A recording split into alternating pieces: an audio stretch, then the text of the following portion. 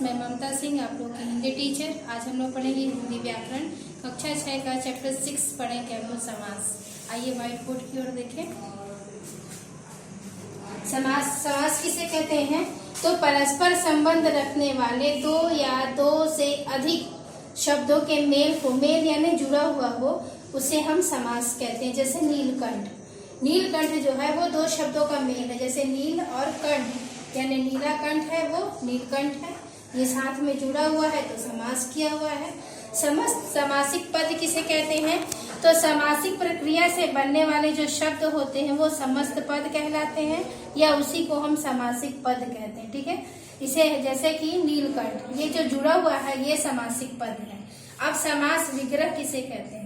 तो समासिक पद के पुनः मूल रूप में परिवर्तित करना, यानी समासिक पद को पुनः उसी रूप में परिवर्तित करना ही समास विग्रह कहलाता है। अगर नीलकंठ समस्त पद है तो इसको हम लोग तोड़ेंगे तो बन जाएगा नीले कंठ वाला, तो हो जाएगा नीलकंठ, और इस रूप में लिखना कहलाएगा समास विग्रह करना।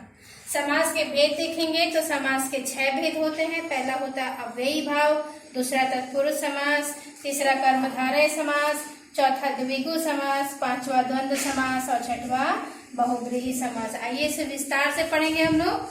पहला देखेंगे अव्ययी भाव समास। तो जिस समास का पहला पद अव्यय हो, यानी जैसे आमरण में आ, भरपेट में भर, हाथों हाथ में हाथ, हा जो है दोनों में, जीवन भर में जीवन, ये जो है अव्यय है, और पूरा पद ही जिसके कारण अव्यय बन जाता है उसी को हम अव्ययी भाव समास कहते हैं। जैसे आमरण में आ जुड़ गया तो ये पूरा पद ही अव्यय बन गया। आमरण यानी मरने तक, भर पेट यानी पेट भर कर, हाथों यात यानी हाथ ही हाथ से, और जीवन यानी जी भर जीवन, तो फिर ये पूरा पद ही अव्यय बन गया।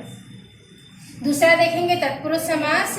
जिस पद का दूसरा पद प्रधान हो और जिसमें कारक की विभक्ति के चिन्ह का लोप हो उसे हम तत्पुरुष समास कहते हैं। जैसे शरणागत, शरण को आगत, वन गमन यानी वन को जाने वाला यानी गमन करने वाला, विद्यालय यानी विद्या को, विद्या के लिए आलय, और धन प्राप्त यानी धन को प्राप्त, इस तरह से। तीसरा देखेंगे कर्मधारय समास। जिस समास में पहले और दूसरे पद में विशेषण और विशेष्य का संबंध हो या उपमेय और उपमान का संबंध हो उसे हम कर्मधारय समास कहते हैं। जैसे नीलकंठ, महायोद्धा, प्रधानमंत्री इत्यादि।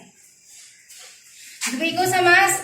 जिस समस्त पद का पहला पद संख्यावाचक हो और विशेषण हो साथ में, और दूसरा पद समुदाय या समूह के बारे में बताए उसे हम द्विगु समास कहते हैं।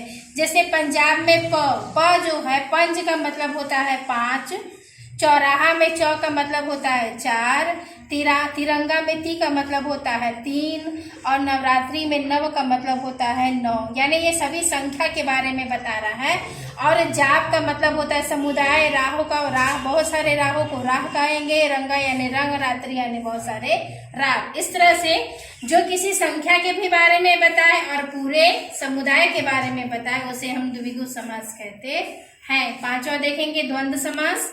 जिस समस्त पद में दोनों पद प्रधान हो और जिसको विभक्त करने पर या और योजक शब्द लगाया जाता हो उसे हम द्वंद्व समास कहते हैं। जैसे दाल चावल, पति पत्नी और कप प्लेट इत्यादि। छठवा देखेंगे बहुब्रीहि समास। जिस समास का दोनों ही पद महत्वपूर्ण न हो और वह किसी तीसरे पद की ओर संकेत करे उसे हम बहुब्रीहि समास कहते हैं। जैसे पीताम्बर यानी पीले अंबर, अंबर यानी कपड़ा, बाला, कौन पीले रंग का कपड़ा पहनता है? तो विष्णु। घन श्याम यानी घन के समान श्याम, समान यानी श्याम यानी काला, काला कहा जाता है इसको। श्याम यानी कृष्ण, सॉरी, और घन यानी काला यानी बादल। तो श्याम जो है किसके समान है? तो घन जैसे यानी काले रंग के, अर्थात होता कौन है? तो श्री कृष्ण।